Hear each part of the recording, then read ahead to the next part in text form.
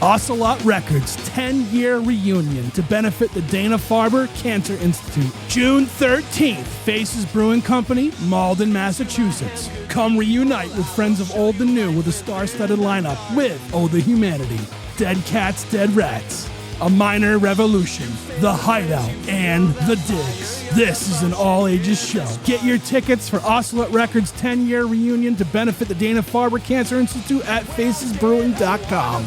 Hey, this is Trev from the Drowns, and if you still believe in rock and roll, then keep the dial set here at the Struggling Artist Podcast. You're listening to the Struggling Artist Podcast. People need to be entertained. They need the distraction. With your host, Trev Allen. I wish to God that somebody would do something to block out the voices in my head for 5 minutes.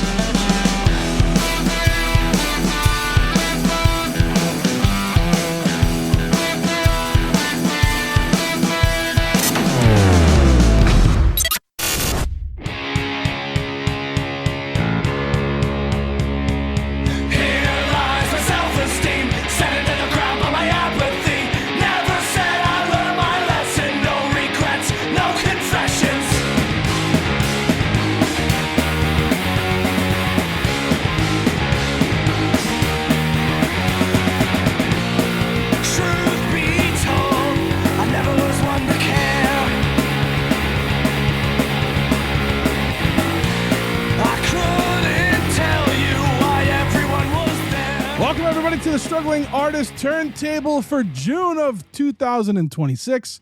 I am one of the hosts, Trev Allen. With me, as always, Jeff Bousquet, and with us again, Chris Chavez. Welcome back. Returning again. I'll be back in a few more months, and then you can say returning again. Bro, you're getting more sequels than Jason over here. The Return. And then the next one's going to be like next one, Chris Lives. Chris versus Chris. Next time we're in space. Yeah. Oh, man. Yeah, welcome back. Yes. Good to see everyone. Are you drinking the Timmy Hose? Timmy Hose hot coffee. Oh, man. Timmy Hose. Yeah, dude. We had a run of those in Rhode Island and Connecticut for a while, and they were awful. Yeah, they were awful. They just opened one on the corner here, right by the studio. So I didn't have anything to drink here. I was like, let me go get some real quick before we record. Jeff, you were like kind of a Rhode Islander, right? You're like, I was in a mood to be Canadian because you're almost Canadian. Yep, I do remember that there were Tim Hortons down here. Do you remember Best Briefly. Eaten Donuts? That's what they took over, all the Best Eaten Donuts. Best Eaten Donuts started in Westerly, so we had like 6 of them, which means we had like 6 Tim Hortons and none of them. No, I never heard of that, but I did. But there also was at least 1 or 2 Krispy Kremes in Rhode Island at one point in time too. Wow. Which was awesome because I like Krispy Kreme, and then those went away. Yep. And I don't think there's any Krispy Kremes north of like PA or Jersey. Yeah. I would go to a Krispy Kreme Donuts in Florence, Alabama. There was one there, which was about there's a bunch of them near where my mom grew up in Scranton, Pennsylvania. I bet. Yeah. When the joke was always like the hot donuts now sign is on, you like, yeah, like, exactly. Screech the car and pull over right away. They're cutting off that conveyor belt being drizzled and so all good. that. Yeah. There was so much sugar on those donuts. Oh, so good. Yeah, incredible. So it was worth it. Yeah. So I used to date this woman in Florence, and I would drive down because when I lived in Lawrenceburg, it was like 45-minute drive. So I'd drive down, then I'd grab a coffee, and the coffees weren't that great there. But I don't know. Yeah, it's not so bad here. I have like a running fight with Rev from the Drowns about Seattle coffee versus New England coffee, because I think New England coffee is far superior. So, and it doesn't cost you $8. Well, it does now, but it used to not cost you $8. Once upon a day, Dunkin' Donuts coffee was actually known for being, like when it first started in the 50s, it was really good. It was really good coffee, and it was like 50 cents. Yeah. All the way up until the 80s, like early 90s, it was good coffee. And I had a teacher when they sold it to private equity. Yeah. Everything went to shit. I had a teacher in the 6th grade, Mr. Freeman. He was my social studies teacher, and he was really loud and big and like, kind of like I am now. And he had hearing problems, so he's always loud. But if you said something like, if you gave your opinion on something, he'd be like, well, that and 50 cents will get you a half a cup of coffee, pal. Like, It's so funny how I don't know, 52 cents. Yeah. So, but anyway, we're not here to talk about Krispy Kreme donuts and coffee. We are here to talk about music for you all to listen to. Chris, do you remember what the turntable is? You want to give us a rundown? What is the turntable? No, the turntable is where the three of us gather once a month to discuss local music and whatever music fits the theme for the month. And you left the theme for this month up to me. And am I going to say it now, or should I wait until that segment? What it was. All right, yeah. This month's theme is I went with album covers that felt like summer. Like when you looked at the album cover, you felt like summertime to you. It's kind of hard. I thought it was supposed to just be summer vibes in general. I didn't even realize it was supposed to be. That works, dude. Because even the cover, I was like, yeah, that's got to kind of. I misunderstood the. No, I thought it was like your summer cover vibes. Nailed it, though. It did. Yeah, it works for me, dude. I looked at that. Cover on track 1, not the song cover. But that was nailed too. We'll talk about that when we get there. But no, that album cover. We'll talk about that too. But yeah, no, I think it fit. Yeah, I felt it too. It definitely that summer evening feel.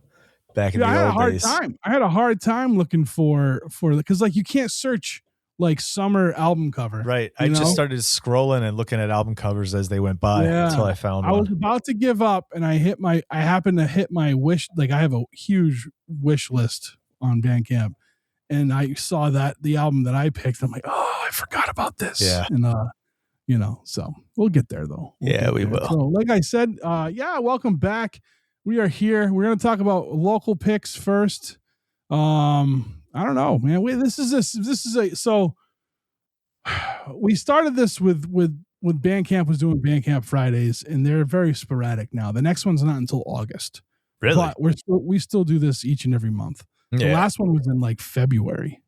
Like, it's weird. It's not monthly anymore. Yeah, Epic Game. Well, they haven't been monthly for a long time. They just didn't talk about it. But then all of a sudden they'll send out random emails and be like, "Oh yeah, we have one coming up." They don't do it like every single month. Gotcha. I guess, but they do it most months, I feel like. But nope, they really don't. Oh, that sucks. I've been I went back and looked at their website because they don't tell you. That's the problem, right? They look, you're still getting the most amount out of like profit for the artists with Bandcamp. So right. I don't really see a problem. And Bandcamp does remain the one platform that has vehemently spoken out against AI and refuses to allow any AI on their platform, which I do appreciate. So which I think is weird because it's owned by a video game company, right? Like you would think video games and AI would go together, but but they know who their audience is, and they've gotten a lot of pushback from even just the takeover. So right, yes, so they have to do something, right? Like they're like, that's the power of the people that do that. They keep Epic Games honest at this point because they're because of everything that went down. I feel like so absolutely. Yep. I don't know. I'm wrong, but this is a very special Friday as well because I am finally releasing my audiobook. It's an album worth. It's like 22 to 26 minutes long. Audiobook, Trev. Whatever do you mean? 13 tracks of really bleak writing from me. It's awesome. And like I designed like the cover. It looks like an album cover, I feel like. So, I think I did a good job with it. Congrats, Trev. Thanks. I'm pretty excited about it. But we'll talk about that at the end, I guess. I just wanted to plug it now in case you wanted to pause this. What's it called? Because it's called Disconnect. And it's on Bandcamp. And I think my username is Trev Allen Writes or something. I don't know. Trev Allen Writes. It suggested it because I was like, I don't know what to do for a name because it wouldn't let me use my normal name that I have on there, right? Because it's not an artist account. But Trev Allen Writes. Yeah. All right. So anyway, we're going to take a quick break. When we come back, we're going to talk about our local picks for June of 2026. And I'm pretty excited. So we'll be right back.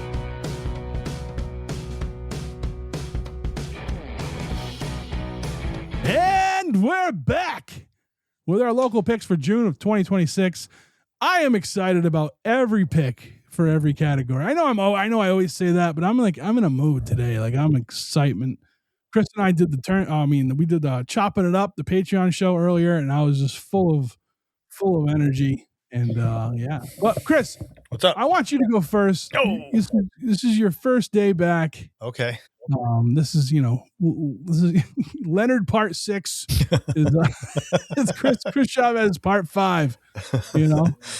All right, yeah, I'll kick it off. My local is only a single; it's not an album or an EP, but it's a new single from a band that we've had on the show before a couple of times in the past.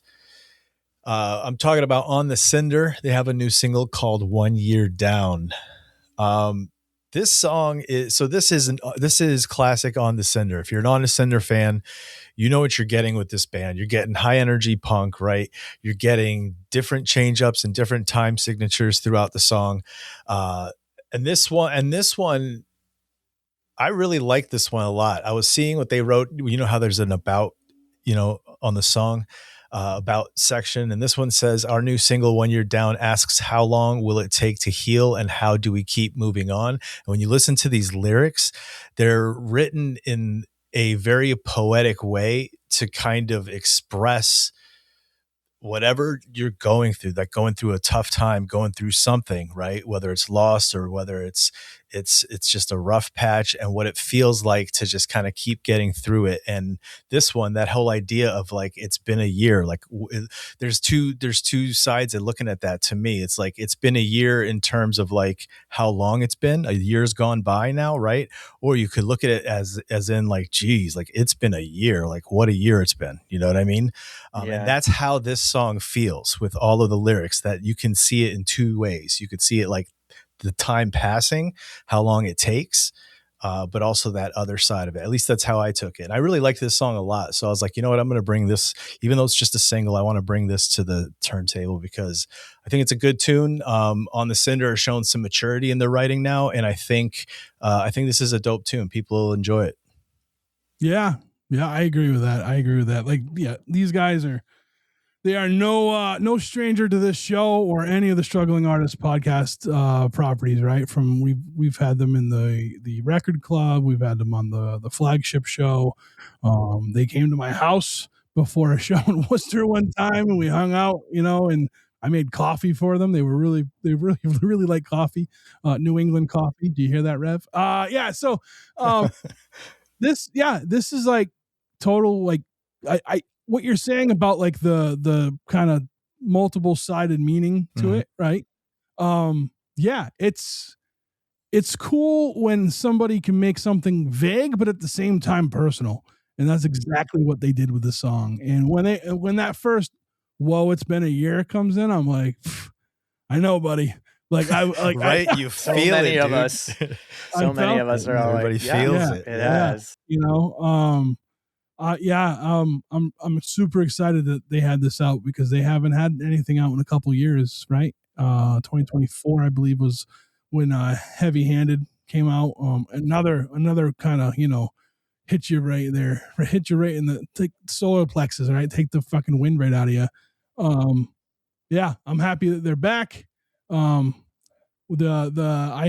hope the how do we keep moving on isn't about like the band, because I want to see these guys excel at their craft like they have been, so I want to see them keep making stuff, and their music is important. So love them all. Love these dudes. I remarked several times how so like excited I was to see them at Pooza Fest this year. I believe the last time I saw them actually play was pre-COVID. Wow. These guys have been homies of the Boston punk scene for a while. They were pals with OC45 on the Tinder, as Adam Femino from OC45 used to call them all the time. But they played shows with OC45 a bunch back in the day, and with Jukebox Romantics, and like all in that family. Dude, I went to one of their shows here wearing a KCUF shirt, and And Mike looked at it and he goes, "What the hell?" And he pointed at the shirt. He's like, "Look what he's wearing." You know what I mean? Because he knew KCUF. Yeah. But yeah, they know Ken really well. I believe they've stayed at Ken's house and like they've played with KCUF. But the last like several times, including those times that they played with KCUF, I wasn't able to make it to the show. And so the last time I actually got to see them play was pre-COVID, which is wild to think about. So I was so stoked to see them again. I've seen them maybe once or twice, like in that they were in town, like briefly or something, but I didn't actually get to watch them play since pre-COVID. So I was really, really, really stoked, and they played an excellent set. So it was really great to see them. I think I agree with you on what you said about the maturity in their writing.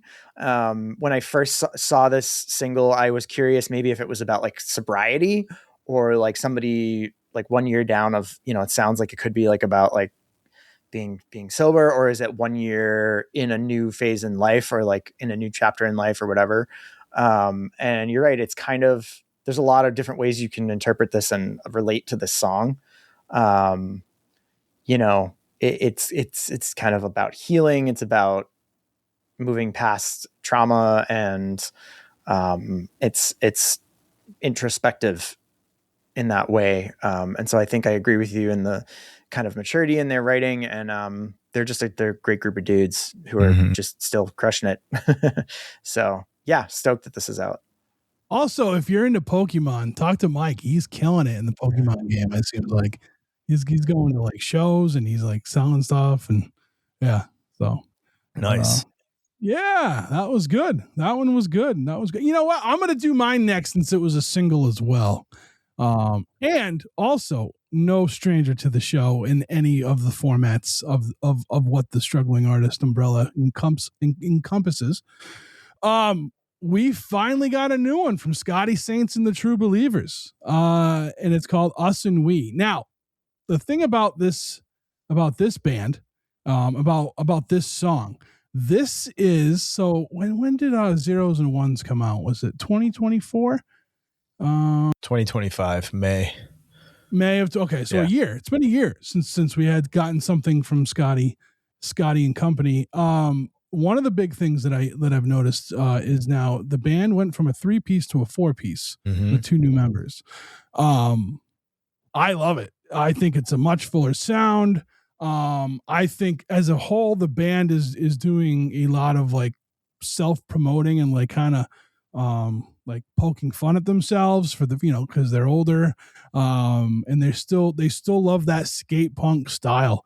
I really enjoyed this one. I feel like the ones, so Zeros and Ones is a great album, but I feel like this song had more of like, what was hold on, I'm just trying to bring up his Bandcamp. This one had more of like the older Scotty stuff vibe, if that makes sense. I want to let me open up. Here we go. This had more of like Better Days vibe to it. That was a great, I mean, I like everything Scotty puts out, but I think, I don't know, this was like the throwback to kind of the older style with a fuller band. It sounds awesome. Yeah, this is another one of those songs where I feel like you can take the lyrical content from it and you can kind of go a couple different ways with it, like with the On the Cinder song. It's funny how we don't plan this stuff and it kind of mends together like this, right? Melds together like this, because like when we get to our X Factors, the same thing's going to happen with I feel like with your guys' picks. Like they really like kind of hung around in the same universe, But no, this song, Us and We, I look, if you really enjoyed Scotty Saints and the True Believers and you really liked their older stuff, I think you really dig this song. Like I said, this kind of went back to a little, I think it's a little more of a, I don't know if it's more of an aggressive style, more of a, like it's just, there's a little difference between this and the last album. And I'm not saying one way is better than the other. But like I said, from being like, when I met Scotty, it was like Better Days time. And was cool to hear that again, especially with a a 4-piece. Yeah. So I'd say like when you want to go back to the golden era of Warped Tour, right? Like literally when Fat Wreck was like ruling skate parks, right? That would sound, that kind of old school melodic skate punk. That's what Scotty brings. And you're right. Like that early album had that feel, you know what I mean? And so there is this kind of, it's a weird way of saying maturing, right? But it is when they filled out with that fourth, and I'm saying it coming off of the On to Cinder thing, but it's in my head. It's like this more fuller, mature sound coming out of it. Sound, not maturing in terms of like, these are older guys doing it now. You know what I mean? I'm saying like, it just feels, like you said, fuller. And it just gives me that feel of that old school, like go to the skate park. And this is what I would hear with like the soundtrack of like wheels on concrete and trucks skidding along the edges, you know what I mean? Grinding and then like hearing the kick flips, and it just feels like that old school era of energy. And yeah, Us and We's pretty dope, dude. I'm glad you brought it. I thought I saw you said something about having a new track, but I didn't see it. So nice. Yeah, one. it's not going to be. It's only on Bandcamp, I think, for like a couple months, and then he said he was going to put it on the other nice. streaming. Yeah, I got to reach out. I haven't talked to Scotty in a while, to be honest with you. And it's like, great, dude. I miss the hell out of him. They've been playing like, I mean, they were, even when they were still the 3-piece, they were playing. They've been playing a lot of shows. They were coming down here to playing a lot. I hate when I hate when I can't align my schedule with bands that are coming. You know what I mean? Like, Yeah. So, but I got to reach out to him because I want to tell him how much I like the song. Yeah, it's good. It's great. Yeah. It'll be good to hear from him. Maybe we'll get them on the podcast, and talk about the 4-piece dynamic. I'm having some technical difficulties with my light here. Don't mind me. Trying to come up with a temporary solution. But I think you guys have pretty much said all that really can be said about this. I agree with both of you. I know for you, Trev, like Scotty's been a staple on the show. You've had his record in their records in the record club. You've had them on the show several times and stuff like that. So I know they're a favorite of yours, and they do what they do incredibly well. It's just it's perfectly polished, like New England skate punk. And I like it a lot. So it was super fun. It's a fun track. Hopefully it'll be the first of more new stuff coming out, I guess. Like, yeah. Sure. From the last I knew, he constantly writes. So, but yeah. Nice. Yeah. So my local pick was the band, a band that I recently got introduced to through. I've seen them play live twice now within the past about like month and a half. Oh, nice. Twice in a row. Yeah, I saw them once at Deep Cuts with Little Low, and I saw them again just the other week or a week or two ago at Thirsty First. Actually, I think it was right before I left for Pooza. And that is the band Hedge, which I believe is named after the primary songwriter and lead singer Chris Hedge. I think that's his name. I haven't met them personally, but I saw them play twice, and they played a really good set. It's kind of, I guess you'd call it like garage punk or indie punk, I would say. Kind of blends that kind of like indie rock, kind of fuzzy indie rock and punk together. And this is it's called Freeze Frame High Five. And it's 6 tracks. So I guess it's still technically considered an EP. But I really like it. I think lyrically, too, same thing. I think there's a lot of sort of mixing of like survival emotions and things like that. Like getting through things and maintaining relationships with people that you love and that you care about and stuff like that. So I really liked this. They're a band I really didn't know before. They just happened to be on the bill with these other bands, and which I'm surprised because a lot of people seem to know them pretty well. But, yeah. Wait, Jeff, you didn't bring their last EP to the turntable? No, this is the first time I brought Hedge. Yeah. Nice. Huh. I thought we had them on here before, and I don't remember if it was. I don't think I was the one that brought them. I don't think we've had Hedge on. Maybe we haven't. Maybe we haven't talked about them. That's weird because like they have an EP called a full length called Better Days, and that's like I remember listening to it, and I was like, I thought we did this. So, well, that's interesting. Well, I'm gonna start by saying this. Like, I get a real big pop punk vibe from them. In the vein of like a Blink 182. And now here's the thing. They do this better than Blink 182. Let me tell you why. I do not like Blink 182. I thought they were hokey when I was a younger buck and they were making their way. And I still think they're just, I find them kind of cringy, and because of that, I never gave pop punk a chance until I was much older, and I didn't realize like how like give pop punk a chance. How politically driven. Yeah. How politically driven some of these pop punk bands were. And I was like, holy shit. So when I say that these guys are Blink 182 but better, I mean that in the best way possible. Like they just have like that pop punk sound that, like I said, for a long time, if I heard it, if I started here, I'm like, no, I'm not listening to this. And I'd like walk away. Like I think I might have, well, maybe not as much as third wave ska, but it was up there. It was up there for me, but this is not that. This is something good. I remember loving Better. They're in my, I don't know if they're still on my wish list. I don't know if I ever bought the album or not. I got to check into that, but it was good to hear from them with Freeze Frame High Five.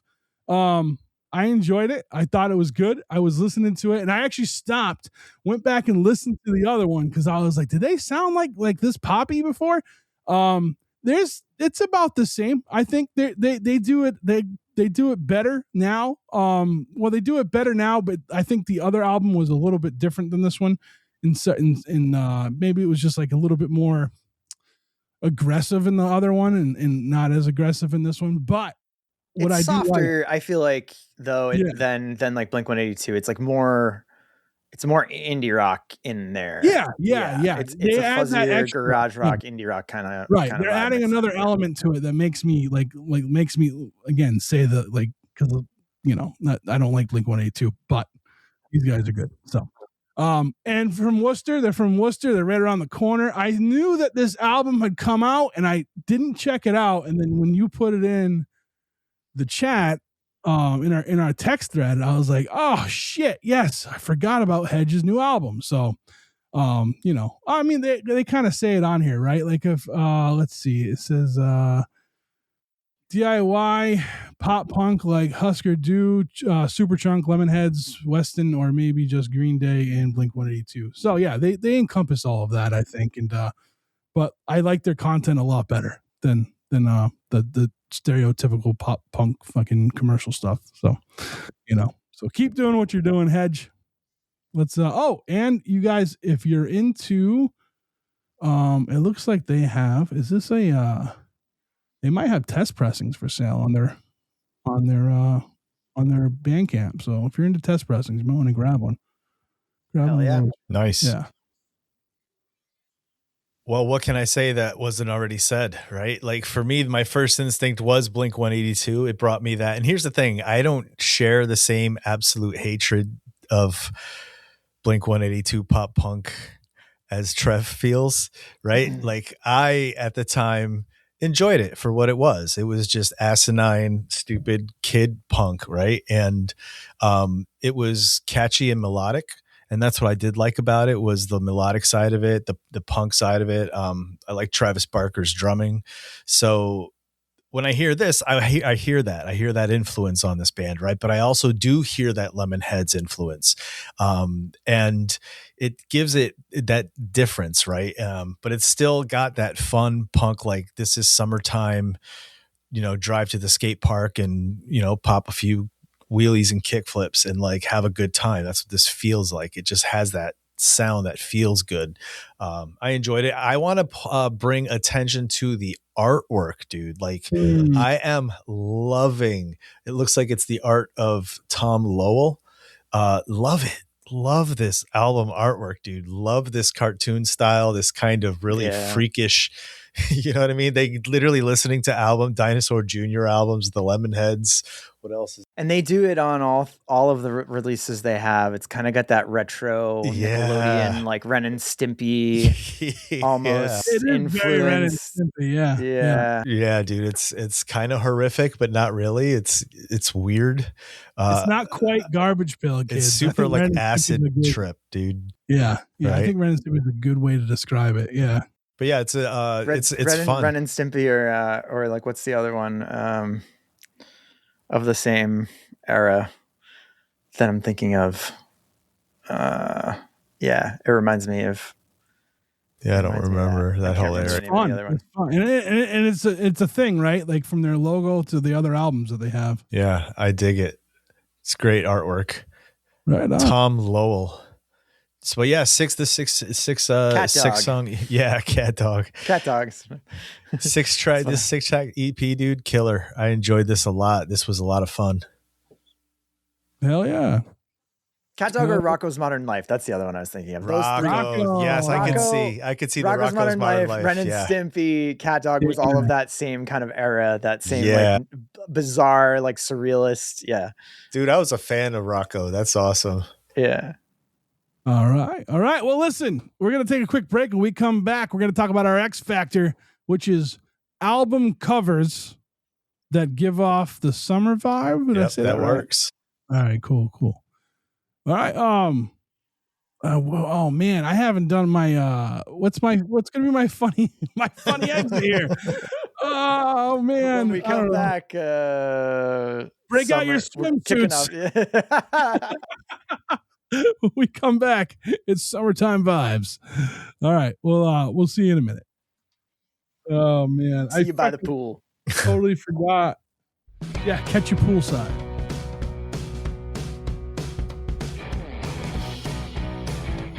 And we're back with our X Factor picks for June of 2026. The X Factor was picked by Christopher, and it was summertime. I'll say it again. Just album covers that give you a summertime vibe, summertime feel. There we go. Yeah, I enjoyed these. Chris, let's kick it off with yours. Alrighty. Like I said, the way I did this is what I just kind of went in and looked for anything that stood out as I was scrolling on the app, and all the album covers were going by, right? And there's a lot of dark covers out there, a lot of metal covers, a lot of hip hop covers. And all of a sudden I came across this one and I stopped and I was like, all right, let's give this a listen. And like 15, 20 seconds in, I was just like, okay, I think this is going to be it. And after listening to the album, I definitely felt it. But the album cover gives me a summertime feel because it's two people in a car and it's a view from the back seat looking out through the windshield. It's got this, like, the sun's starting to come in. It's super bright. It looks like, to me, like a little toy surfboard hanging from the mirror. You know what I mean? Like kind of dangling from the mirror. So it gives me that surfer feel, like that this is out on the Pacific Coast Highway somewhere. But the music has this kind of southern rock feel to it. So I'm talking about the band Harvesters. The album's called At Rosie's Palace. This is like 10 songs of bluesy 70s style, like roadhouse rock. You know what I mean? Like it's there's groove to it. It's just got this kind of classic rock feel to it. It's music that I would put into, you put it in the car, you turn it up, and you just go driving on a summer afternoon, right? And you head towards the coast, like anywhere that's on the coast, because you want to have water, open water to the side of you when you're listening to this album. It just feels so good. And I was just like, man, this just fits. It fits the feel. It fits the vibe. And this is it. Here's the thing about this band. This band is not from America. This band is from Belgium. This band is from Ghent, Belgium. Okay. And they sound like they're coming out of like they're next door in the studio while the Eagles are recording Hotel California. Do you know what I mean? Or like the Allman Brothers are passing through, so these guys are opening for them. Yeah, man. Belgium. I just discovered that like right before we started, and I said, "What?" Yeah, and then I couldn't reveal it. I was like, "No, I can't say it yet. I can't say it. That blew me away." Yeah, the whole album did. The album cover, spot on, Chris. When you sent yours first, I'm like, "Oh, I get it now." You know what I mean? And I blew up the picture. It is a surfboard. I don't know if there's a lot of surfing in Belgium. I don't think the picture is taken in Belgium. It's a great picture. It is a fantastic photograph. You like coming from the photographer. Hell yeah. It says right here, Harvesters are a roots influenced rock combo. Hell yeah. 100%. This album opens up, and not only did I get a summertime vibe, I was like, am I in a Tarantino film? Like it has like that, you know, that like guitar thing that Tarantino always has in his movies. Yeah, a lot of slide guitar. It was awesome. And then like my favorite song on here is the last track, Gone Cold. It is like a 2.5 minute intro. This is like Stairway to Heaven type intro. And then the first sentence that comes out is, I need a great big cup of coffee. And Trev loves a 5-minute song, ladies and gentlemen. Woohoo! Dude, I was sold. Yeah. This was done well. I think the whole album, not just the cover, the whole vibe of the album is a good groove. Like kind of, I can just hang out either on a patio or at a beach. You know what I mean? In a bungalow, and just fucking hang out with a group of people and have fun. That's what this whole album felt like to me. Awesome. And the fact they're from Belgium just makes it like, it blew me away. I love it. Well, I think this takes the cake for even when I didn't realize about the cover, that you were talking about the cover specifically, because listening to this musically, even without really paying attention to the cover, I was like, oh yeah, absolutely. It's summer vibes for sure. It's down home, rambling, American, like big 70s American rock and roll, like muscle car, like imagery for me, and just like that cinematic feel, like you said, like a movie where you're driving along the coast, or like a Tarantino film where they're out in the desert or whatever. And then when you see that they're from Belgium, it makes me want to bring on Frankie and the Deadbeats, which is a band. I think I've talked about them a few times on the show, but they're a band from Czech that like, it does the like the alt country, Americana country thing totally. And I've met Frankie. He's a good friend of Matt Charette's when he was touring the US. He's a nice guy. And the whole band does the like Stetson hats, the bolo ties, the like Western print shirts, the pants, the boots, everything. And they're all Czech. And it's so funny to me, like that they just like love that style so much. But there's something similar going on here, I guess. They just love the sound, and they nail it. They nail the sound perfectly. And I loved it. It's just it's big movie soundtrack vibes on this one for me. Yeah, nice. Big, just like cinematic feel. Like I could just picture, driving scenes and classic muscle cars and shit. This came out in 2023. But they do have some newer stuff that looks like it came out in 2026. So just this past last month, basically. So that album cover gives me like metal vibes. Yeah, I'm interested to dive into that a little bit. Check that out and see what else we got there. But yeah, really, really cool pick, Chris. Also, I want to say this too about the first track, Raining Sound. Not only did it kick off like a Tarantino film, they pay homage to Tom Petty in this. Did you guys catch on to that? Yeah. With the oh my, oh hell yes. Yes. It's fantastic. Yeah. Fantastic. Do I look good? He changed it to do I look good in this party dress? Yeah. I liked that. Because I was listening. I'm like, man, I've heard this before. Couldn't quite figure it out, but we got there. So, yeah, big fan of this one. Good job, Chris. Nice. Good vibe. Good vibe. Good work. Yeah. Well, I'm going to do mine. Let's do mine. Yep. I had a hard time finding an album because, like I said, you can't just search covers unless you're just going through things. And then I happened to hit up my wish list, and here it was. Lambrini Girls, Who Let the Dogs Out is the name of the album. The cover, I mean, it's like it looks like a high school party. You know, you got a pool, you got shit in the pool, you got a television on fire, people are fighting and making out, and there's confetti. I love this photo. We didn't have a lot of great crazy. photo. Yeah, we didn't have a lot of confetti at our high school parties, but there's some here. Lambrini Girls, their tagline says "Party music for gay angry sluts." So the one over there behind the couch to the right licking their arm.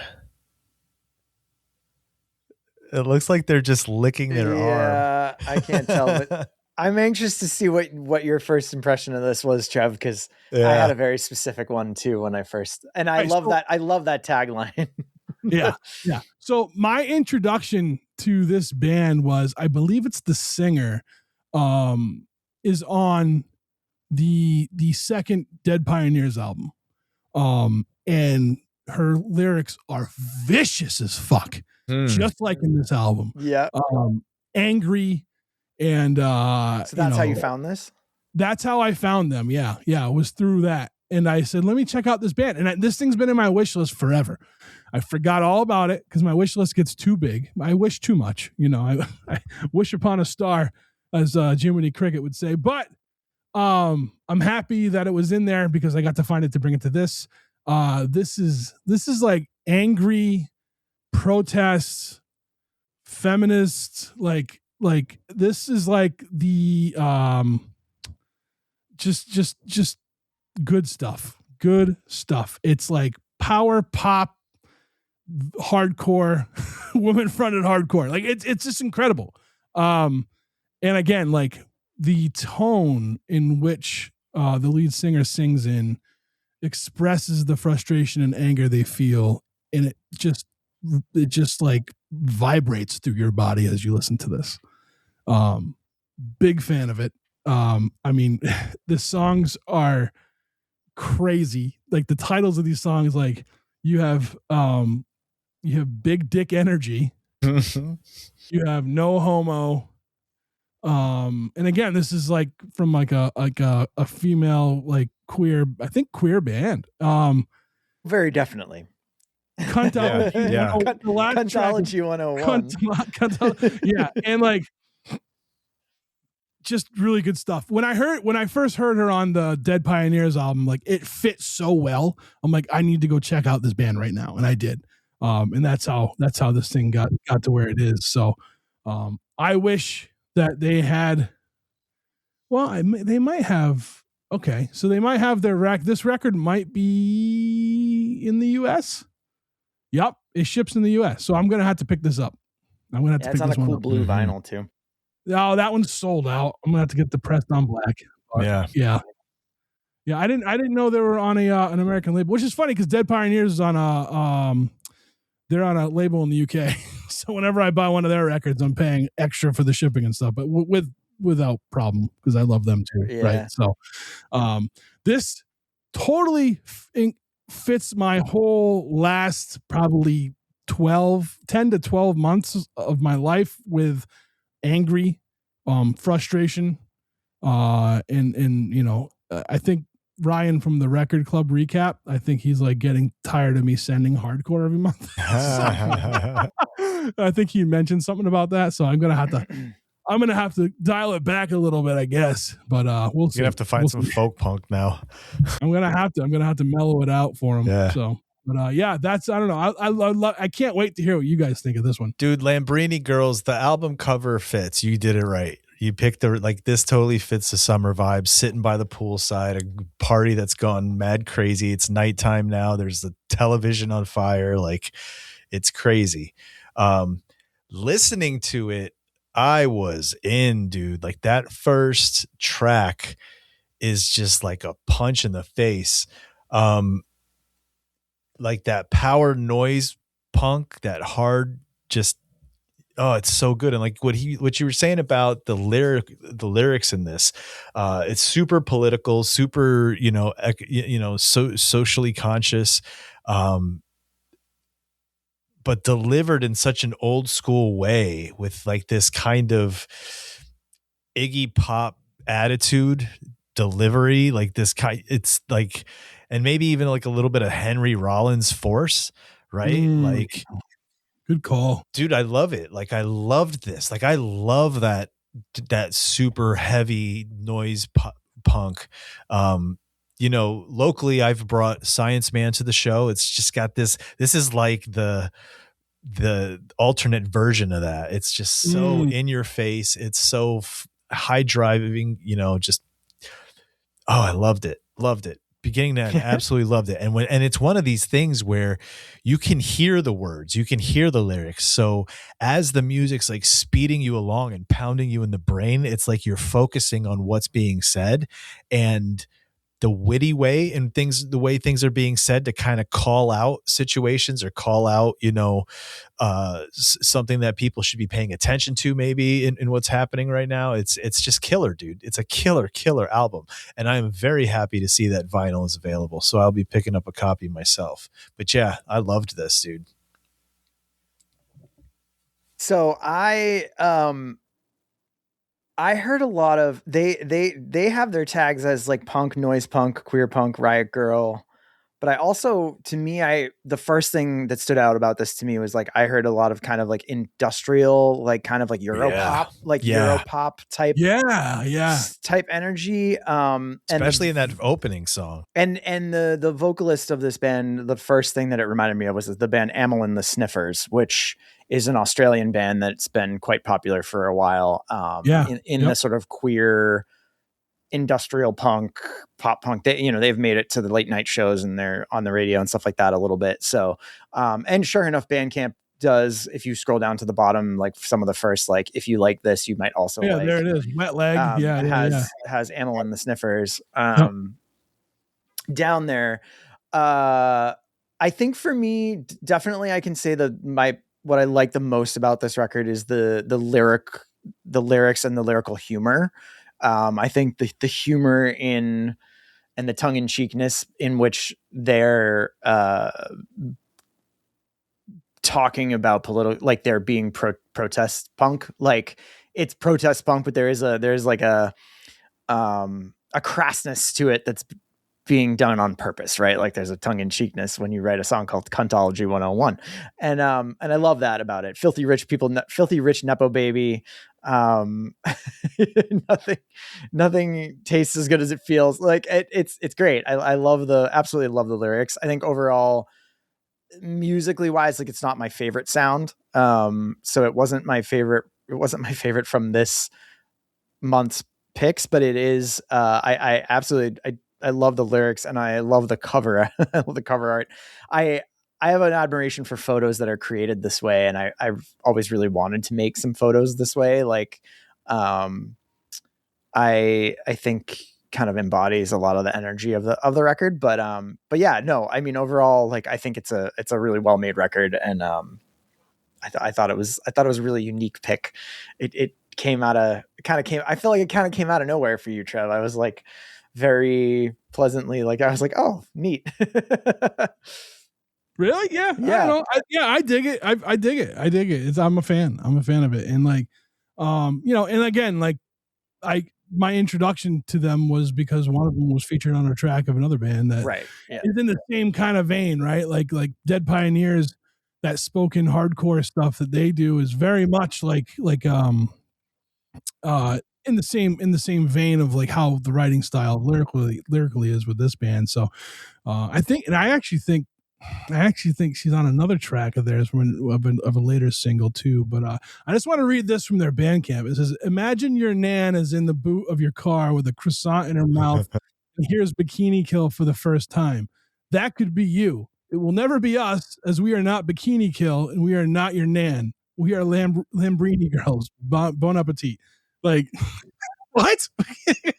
Yeah. I don't know. Sometimes like the most like the thing about it in like, you know, like the term big dick energy, right? Like that's been a term that's been around for a long time. And like, I feel like they take that term and they just made it theirs. Like whenever I hear that word, that phrase, I'm going to think of the song.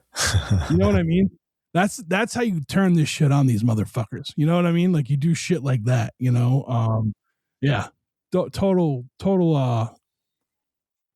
awesome band. Total awesome. I know one of them had like a broken, they had to drop a tour. They had like one of them had a broken neck and they had to drop from tour. Damn. Yeah. I don't know if they're back on tour now or what the deal is, but I hope whoever it is, I hope they're recovered and things are going all right. So, oh man, they're going to play. What's today's date? June 11th. They're scheduled to be at Manchester Farm in Tennessee. Is that Tennessee? I don't. Manchester Farm sounds like it would be in England, but that's what I thought. No, yeah, it's Bonnaroo. Holy shit. Okay. Oh, they're playing at Bonnaroo. Okay. They're playing at Bonnaroo. Oh, okay. All right, that makes a lot of sense. Man, yeah, this band's good. I guess they're popular. I'm not surprised. I'm not surprised that they are popular. I mean, I think their sound, like I said, Amyl and the Sniffers came to mind right away. I do love that there's a comment on their Bandcamp that just says, "I am autistic. Favorite track, special different." Like, you know, I think they probably appeal to, you know, a queer, neurodivergent, non-binary feminist audience, and I think that's pretty fucking rad. I mean, I think having recently launched into starting a podcast about queer punk rock, I think it's a really cool example of a band that's doing it. Hell yeah, for sure. It's awesome.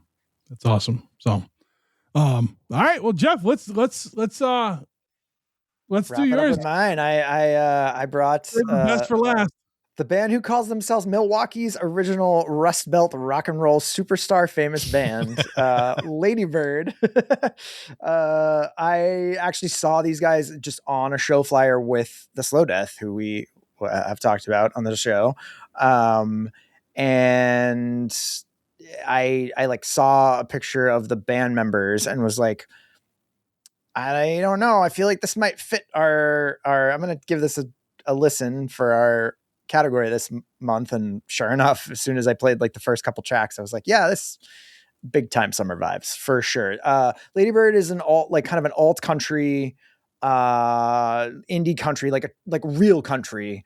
No red pickup trucks and sex on tractors, Kenny Chesney bullshit, pop country, homophobic, xenophobic, racist bullshit. Right. This is the real deal. It's folk country.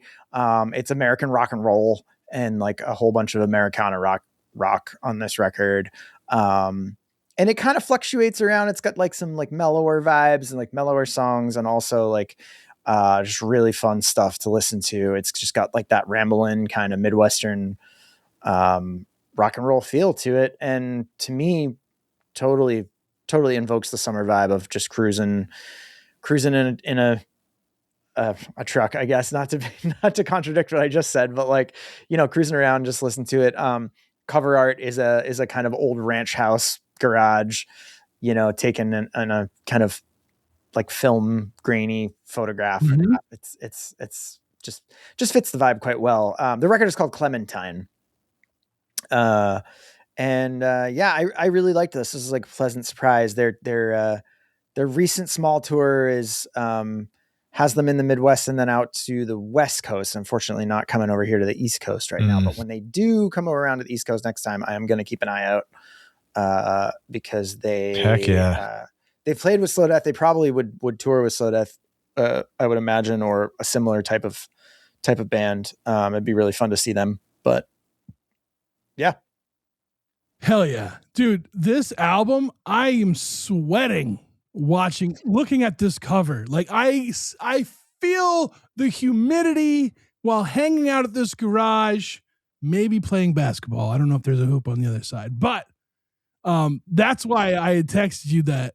I'm like, oh man, the Ladybird cover is awesome, and then you had mentioned, oh, was it this? And I was like, no, but now I'm gonna go and do that. Now their first track, Famous Band, much like how Harvesters paid homage to Tom Petty. These guys kind of poke fun at Chad Nickelback. Kroger. Yeah. Nickelback. Now, anybody who follows me on social media, not the podcast, I guess my personal account is like the Record Club account, but you will always see in my story like reels that have Nickelback or Creed songs involved because I just think it's hilarious. This was awesome. This was a great album. This was my favorite pick of the month. I'm going to say it now. These guys this is exactly what I think Midwest like alt country would be. And then you go and like you're listening to this and you hear this like southern rock to it. And then you look at their photo and you're like, this is like an alt universe Leonard Skinner. Like you're looking at them and like you hear the music and it just makes you want to sing along and dance. These guys are awesome. I hope they come to New England. I wonder if Matt Charette knows them. I feel like Matt Charette, I feel like he would, right? Like he kind of. We're really stereotyping now. We're like, yeah, they sound like Slow Death. Matt Charette definitely knows them. That's all right. If you take a look at their cover picture of the band, I do think it's funny. Like they look exactly like they sound. So hell yeah, I bet you this place Clementine's is real, and I bet you it's a fucking good fucking time. It probably is. Yeah. Yeah. It's definitely real. It's probably a good fucking time. Yes. Yeah, for sure. Yeah, I mean, awesome pick. I can't say enough. I really like, I don't know what color this vinyl is. It's like a, I don't know how to just like a vanilla orange color. Like it's fucking cool. It's like a creamsicle color. Creamsicle, yeah. The inside of a creamsicle, yeah. I'm gonna have to pick that up, I think, because it's really awesome. But yeah, no, I was a big fan of this. I found myself tapping along to every song.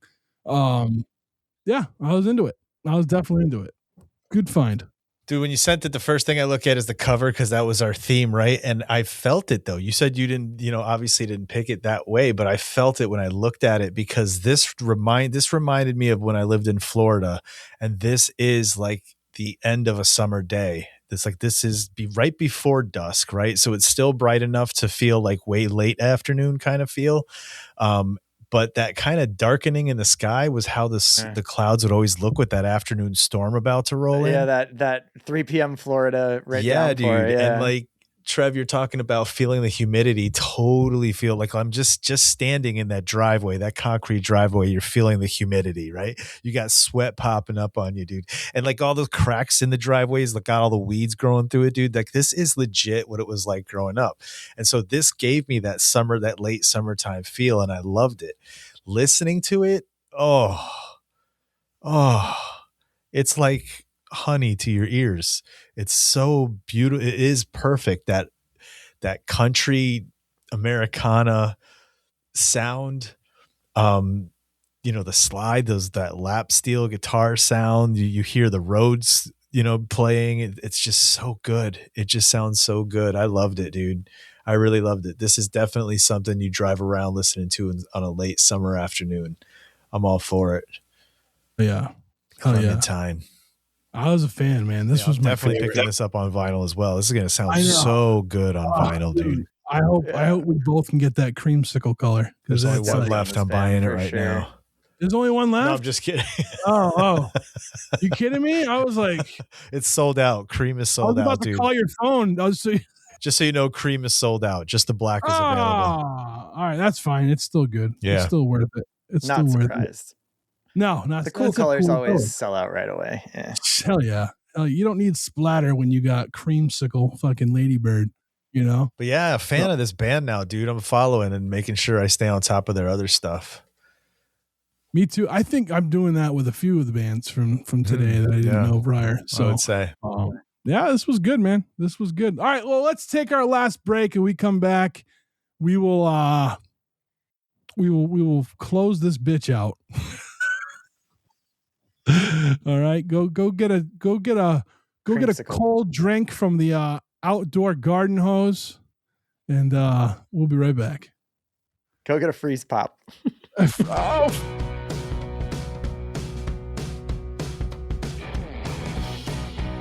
And we're back, and it's time to go. It's time to go, and I don't want to go. This was a good one. I had a lot of fun tonight, guys. It was good getting everyone back together, getting the band back together. Speaking of, by the way, getting the band back together, Ocelot Records 10-year reunion is going to be June 13th, which will be a week from tomorrow when you're hearing this on this Friday. Tons of bands getting back together for this reunion. I'm excited. This past week we released the final episode of talking to the bands that are playing. I talked with the Digs. Those guys are great.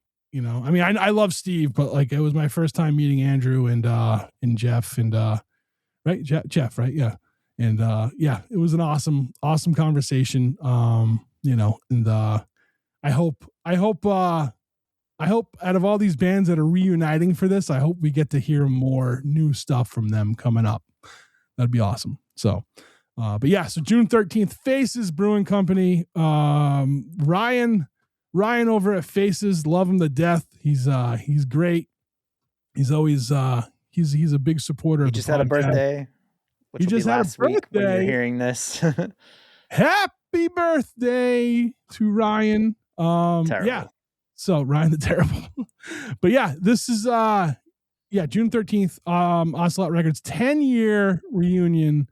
Lots of awesome bands, some that are no longer, but we're gonna see if we can make that change so they stick around for a bit. So that was the first plug, I guess. I didn't mean to plug first, but we're right there. So we'll do that. The next thing we'll do is we'll come back around and finish the other stuff we want to promote after. But let's talk about our favorite picks of the month. Mine was Lady Bird Clementine, for sure. Yeah, I agree. Lady Bird was great. Loved it. Yeah. Loved it. I think mine was between Hedge and Lady. I think my two picks were my two favorite.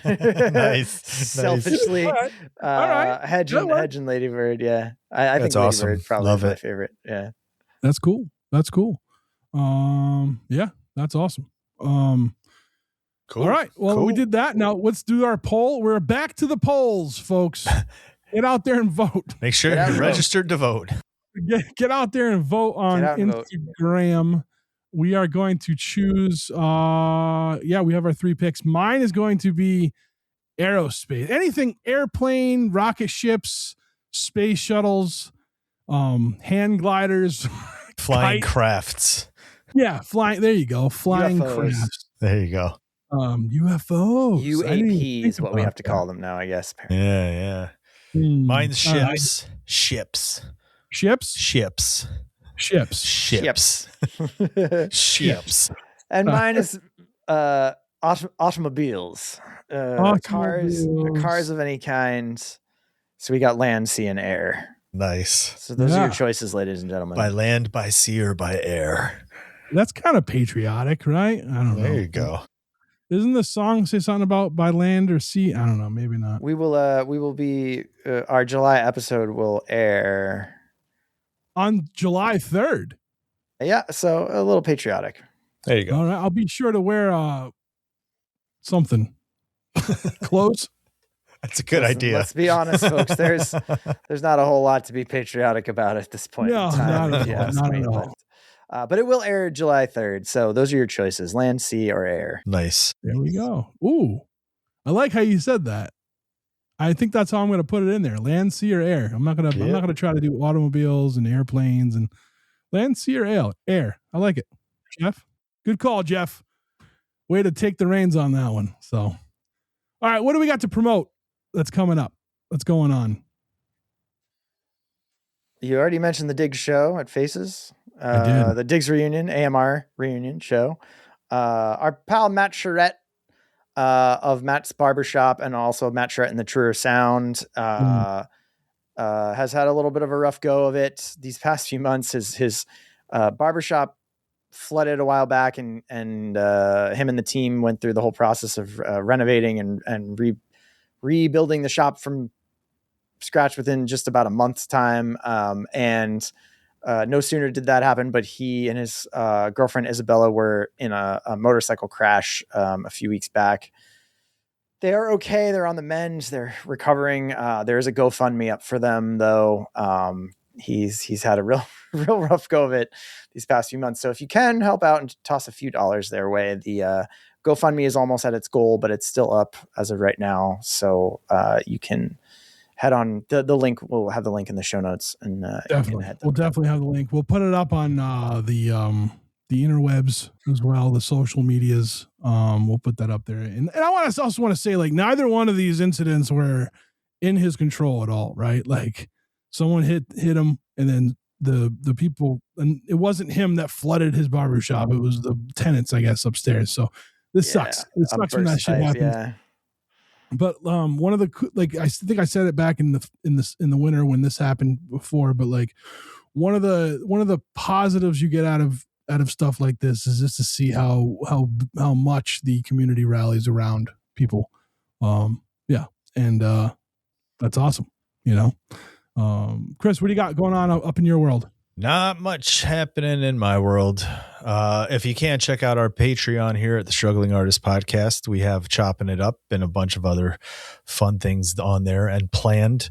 Also, if you're a patron, you'll get access to Trev's upcoming release, Disconnect. Right? Yeah, you're gonna get early access to it if you're there, but it's gonna be so on Friday. Oh, today. Get on there. Get on there. You'll get access to it. Get it because it's today. But today of this, you know, when this airs. But yeah. So as I said in the beginning of the podcast, that I have a short collection of essays and thoughts that I put together, that I released from as an audiobook. I finished writing it in 2025.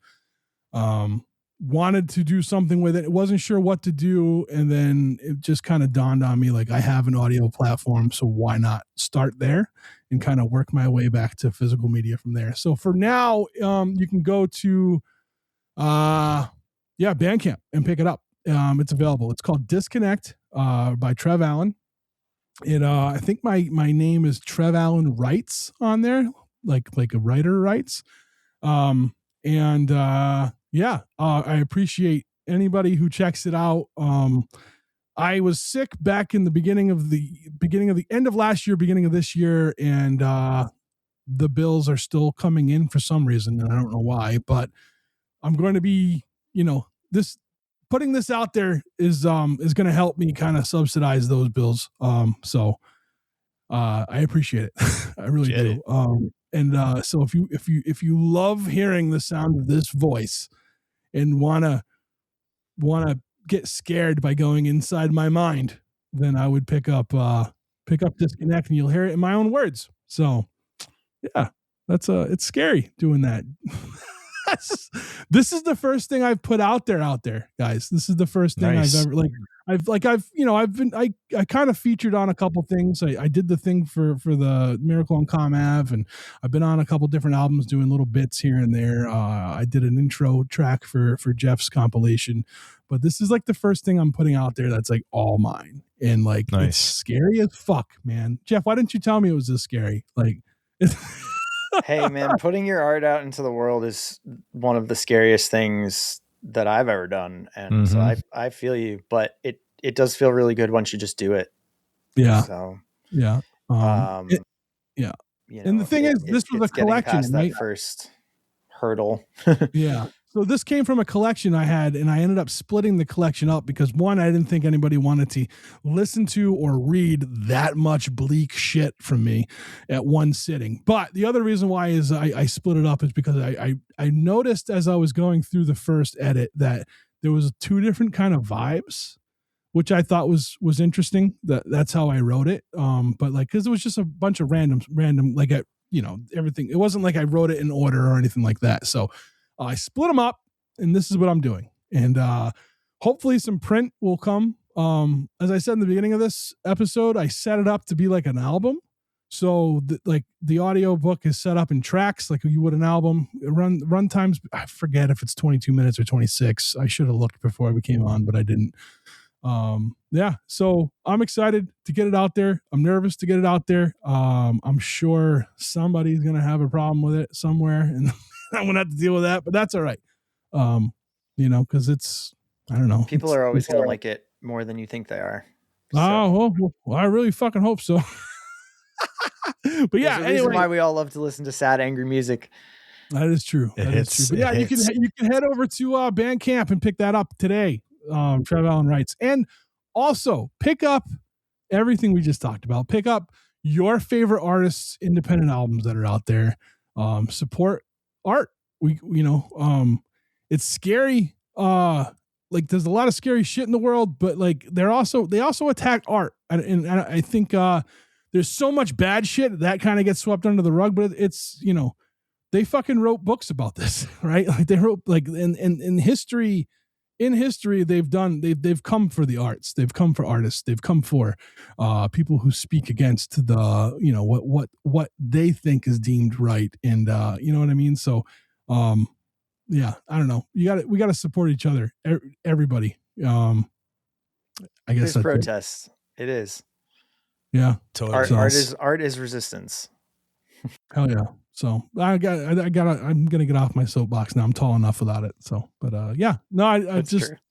It is true. And I don't know. Like I said, there's a lot of bad shit going on in the world. Maybe I shouldn't be talking about art, but like, I think it's important. I think we get a more realistic and honest history from art than we do from the news media. So, anyway,